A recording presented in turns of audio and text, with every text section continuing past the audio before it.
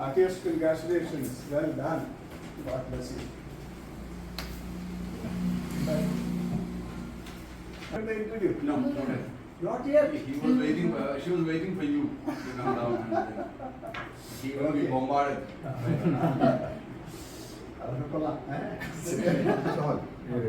എല്ലാ ഡ്യൂട്ടീസുമായിട്ടൊക്കെ ഉള്ളതാണ്. അപ്പോൾ നമസ്കാരം.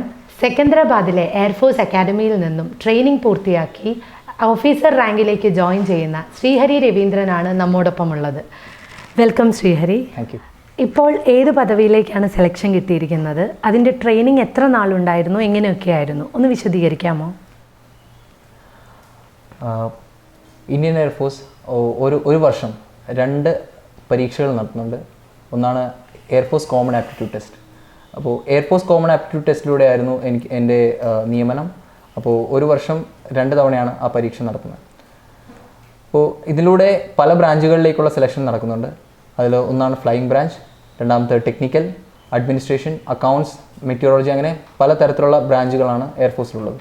അതിനകത്ത് എനിക്ക് അഡ്മിനിസ്ട്രേഷൻ എന്ന ബ്രാഞ്ചിലാണ് കിട്ടിയത്. അഡ്മിനിസ്ട്രേഷൻ ബ്രാഞ്ചിൽ ഒരു വർഷമാണ് അവരുടെ ട്രെയിനിങ് കാലാവധി.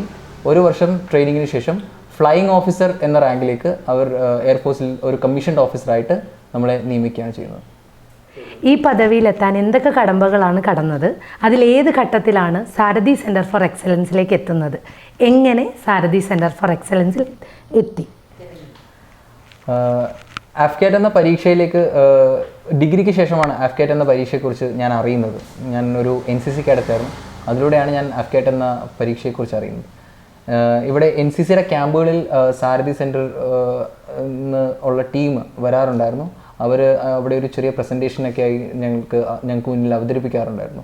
എന്തൊക്കെ തരത്തിലുള്ള എൻട്രികളാണുള്ളത്, അതിലേക്ക് എങ്ങനെയാണ് തയ്യാറെടുക്കേണ്ടത്, അതിനെക്കുറിച്ചെല്ലാം അവർ അവതരിപ്പിക്കാറുണ്ടായിരുന്നു. അത് ഞാൻ കണ്ടിരുന്നു. അപ്പോൾ അതിനുശേഷം ഞാൻ ഡിഗ്രി കംപ്ലീറ്റ് ചെയ്തതിന് ശേഷം സാരഥിയിൽ ഈ പരീക്ഷയ്ക്ക് വേണ്ടിയുള്ള തയ്യാറെടുപ്പിനായിട്ട് ഞാൻ ജോയിൻ ചെയ്യാറ് കോഴ്സിൻ്റെ ഭാഗമായിരുന്നു. അതിനുശേഷം ഇതിൻ്റെ ഇൻ്റർവ്യൂവിന് വേണ്ടി SSB ഇൻ്റർവ്യൂ എന്ന 5 ദിവസം ദൈർഘ്യമുള്ള ഒരു ഇൻ്റർവ്യൂവിൻ്റെ തയ്യാറെടുപ്പിനായിട്ടും ഞാൻ ഇവിടെ വന്നിരുന്നു. അങ്ങനെ ആദ്യത്തെ അറ്റംപ്റ്റിൽ തന്നെ എൻ്റെ പരീക്ഷയും ഇൻ്റർവ്യൂവും രണ്ടും ആദ്യത്തെ അറ്റംപ്റ്റിൽ തന്നെ ക്ലിയർ ആയിരുന്നു. സാരഥിയിൽ വന്നതിന് ശേഷം ഇവിടുത്തെ കോച്ചിങ് എങ്ങനെയുള്ളതായിരുന്നു? അതുപോലെ ഈ ഓഫീസർ പോസ്റ്റിലേക്ക് എത്താൻ എന്തൊക്കെ സഹായങ്ങളാണ് സാരഥിയിൽ നിന്ന് ലഭിച്ചിട്ടുള്ളത്? സാരഥിയിലെ കോച്ചിങ് എന്നത് ഒരു വളരെ നാച്ചുറലായൊരു പ്രോസസ്സായിരുന്നു. യാതൊരുവിധ മെയിൻലി പരീക്ഷകൾക്കായിട്ട് പറയുകയാണെങ്കിൽ ഒരുപാട് ക്ലാസ്സസ്, വളരെ കോംപ്രിഹെൻസീവ് ആയിട്ടുള്ള ക്ലാസ്സസ് ഇതിന് വേണ്ടിയിട്ട് എടുത്തിരുന്നു. ഒരുപാട് ടെസ്റ്റ് മോഡ്യൂൾസ് ഉണ്ടായിരുന്നു. ആഫ്കാറ്റിന് ഏറ്റവും കൂടുതൽ നമുക്ക് പ്രിപ്പറേഷൻ ആവശ്യം എന്ന് പറയുന്നത് ഒരുപാട് ടെസ്റ്റുകൾ കൊടുക്കുക എന്നുള്ളതാണ്. അതൊരു ടൈം ബൗണ്ട് ടെസ്റ്റാണ്. അപ്പോൾ ടൈംലി ഓരോ ക്വസ്റ്റ്യൻസും നമുക്ക് സോൾവ് ചെയ്യാൻ പറ്റുക, അതിൻ്റെ മാക്സിമം ക്വസ്റ്റ്യൻസ് ആ ടൈമിനുള്ളിൽ നമുക്ക് കംപ്ലീറ്റ് ചെയ്യാൻ പറ്റുക, അതെല്ലാമാണ് ആ പരീക്ഷയിൽ വളരെ ഇമ്പോർട്ടൻ്റ് ആയിട്ടുള്ളത്. അപ്പോൾ ആ ടെസ്റ്റുകൾ എല്ലാം കൊടുത്തു. ആ മോക്ക് ടെസ്റ്റിലൂടെയാണ് നമുക്കൊരു പ്രാക്ടീസായി വരുന്നത്. സോ അത് വളരെ ഹെൽപ്ഫുള്ളായിരുന്നു. അതിനുശേഷം ഇൻ്റർവ്യൂവിൻ്റെ സ്റ്റേജിലേക്ക് വരുമ്പോഴേക്കും DIPR ട്രെയിൻഡ് ആയിട്ടുള്ള അസസേഴ്സിൻ്റെ വളരെ ക്ലോസ് സപ്പോർട്ടാണ് നമുക്ക് ഇവിടുന്ന് ലഭിക്കുന്നത്.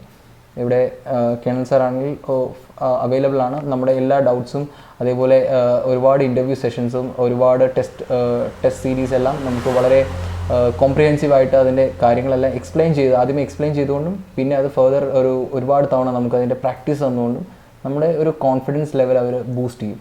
സോ നമുക്ക് SSBക്ക് പോയിട്ട് വളരെ കൂൾ ആൻഡ് കമ്പോസ്ഡ് ആയിട്ട് ഒരു SSBയെ നേരിടാനായിട്ട് പറ്റും. അതാണ് ഇവിടുത്തെ ഇതിൽ നിന്ന് നമുക്ക് ലഭിക്കുന്നത്. വേറൊരു അക്കാഡമിയിലും ഇല്ലാത്തതായിട്ട് ഒരു ഇത് ഞാൻ കണ്ടത് ഇവിടുത്തെ ഫിസിക്കൽ ട്രെയിനിങ് ആണ്. എല്ലാ ദിവസവും രാവിലെയുള്ള ഫിസിക്കൽ ട്രെയിനിങ് വളരെ ഒരു ആം ഫോഴ്സ് ആസ്പിറൻറ്റിന് ഏറ്റവും അത്യാവശ്യം വേണ്ട ഒരു കാര്യമാണ് ഫിസിക്കൽ ഫിറ്റ്നസ്. അത് വളരെയധികം അതിൽ ഫോക്കസ് ചെയ്യുകയും ആ ട്രെയിനിങ്ങിന് വളരെ ഒരു ഇമ്പോർട്ടൻസ് കൊടുക്കുകയും അത് എല്ലാ ദിവസവും കൃത്യമായി ചെയ്യിപ്പിക്കുകയും ചെയ്യുന്ന ഇത് വളരെ വളരെ നല്ലൊരു കാര്യമാണ്. അതേപോലെ തന്നെ ന്യൂസ് പേപ്പർ റീഡിങ്, അതുപോലുള്ള കറണ്ട് അഫയേഴ്സിന് കൊടുക്കുന്ന ഇമ്പോർട്ടൻസ് അതും വളരെ നല്ലതാണ്. വീട്ടിൽ ആരൊക്കെയുണ്ട്? അച്ഛനമ്മ എന്ത് ചെയ്യുന്നു? ഇവിടെ ഈ ഒരു ഓഫീസർ റാങ്കിലേക്ക് എത്തുന്നതിന് മുമ്പ് ഫ്ലൈയിങ് ഓഫീസർ ശ്രീഹരി എന്താണ് ചെയ്തിരുന്നത്? എൻ്റെ വീട് തിരുനെല്ലൂരാണ്. ചേർത്തലയിലെ തിരുനെല്ലൂർ എന്ന സ്ഥലത്ത്, ആലപ്പുഴ ജില്ലയിലെ ചേർത്തല തിരുനെല്ലൂർ എന്ന സ്ഥലത്താണ് എൻ്റെ വീട്. എൻ്റെ അച്ഛൻ ഒരു ഓട്ടോ ഡ്രൈവറാണ്. അച്ഛൻ്റെ പേര് രവീന്ദ്രൻ. അമ്മ ഹോം മേക്കറാണ്. ജയശ്രീ എന്നാണ് പേര്.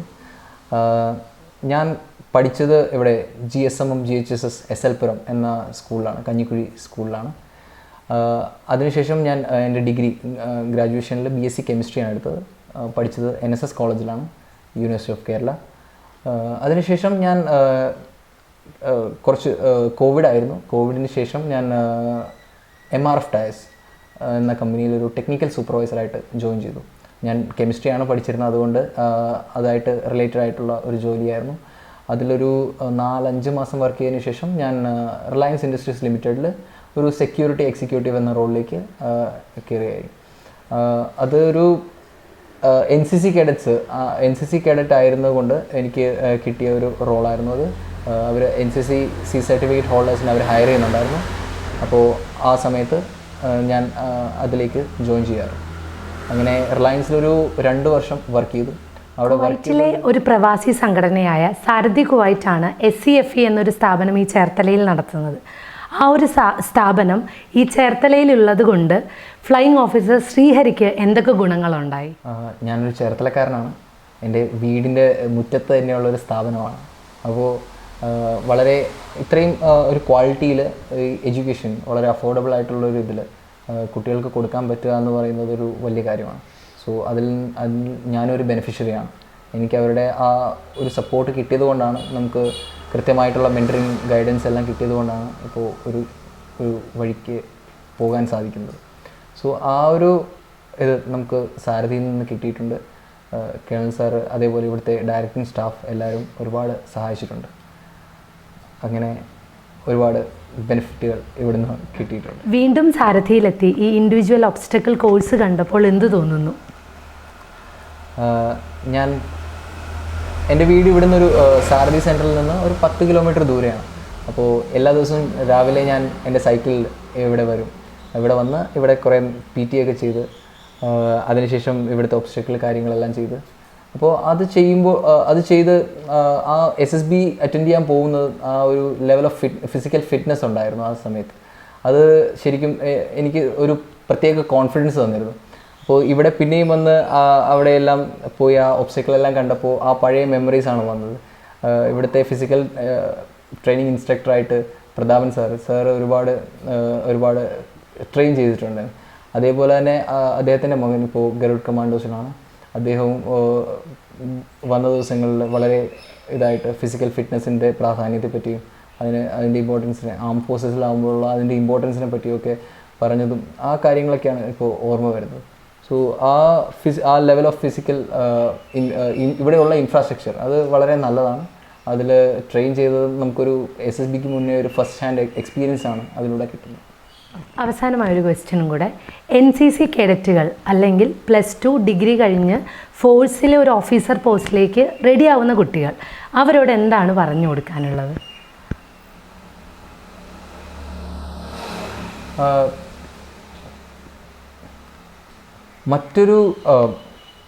ഇപ്പോൾ ഏതൊരു സാധാരണ ഒരു കുട്ടിയെക്കാളും ഒരു NCCയിൽ 3 വർഷം സർവീസ് ചെയ്ത ഒരു കുട്ടി എന്ന് പറയുമ്പോൾ അവർക്ക് ഓൾറെഡി ഒരു എക്സ്പീരിയൻസ് ഉണ്ട്.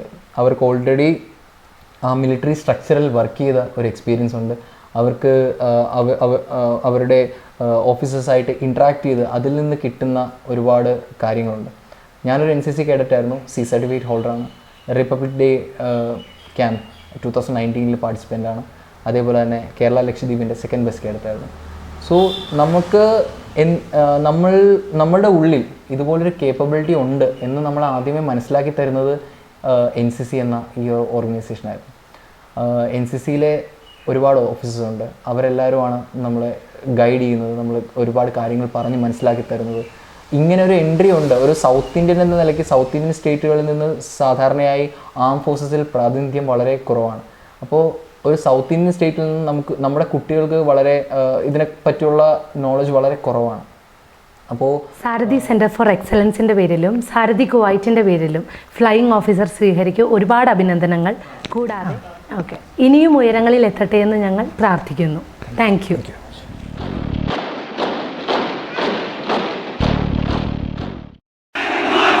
Any officer. Shut down.